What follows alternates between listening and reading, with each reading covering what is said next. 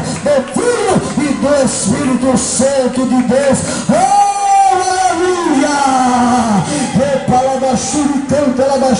Aleluia, aleluia. Alguém nessa noite quer fazer uma reconciliação, irmão?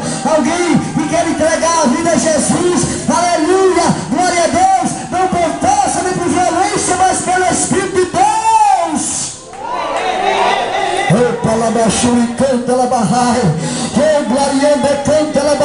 Que coisa gloriosa! A unção de Deus, a presença do Espírito Santo está sobre a sua vida. Sinta a presença dele, sinta a presença do Espírito Santo, sinta a glória dele.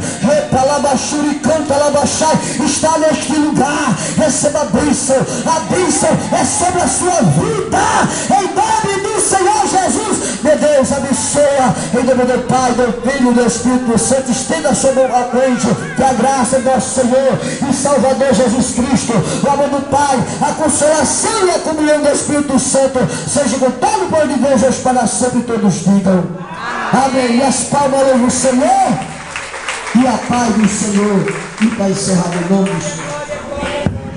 Amém.